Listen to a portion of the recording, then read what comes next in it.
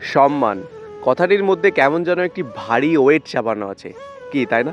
আচ্ছা, সম্মান কি মানুষকে দেওয়া হয়? এর বাইরে কি কাউকে দেওয়া হয় না? হয়, কিন্তু আমরা সম্মান করতে ভুলে যাই।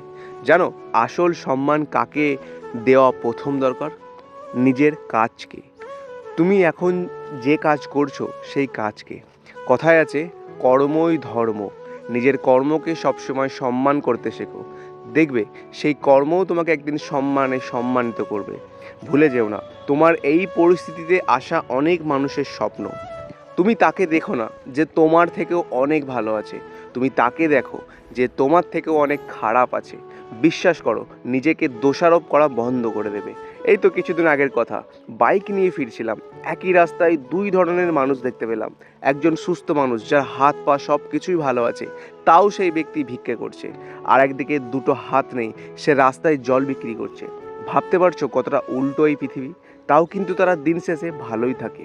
কিন্তু তুমি, আমি দেখো, এত কিছু পাওয়ার পরেও, এত কিছু করার পরেও মন যেন ভরে ওঠে না, কি তাই না? অ্যাকচুয়ালি দোষটা কোথায় বলো তো?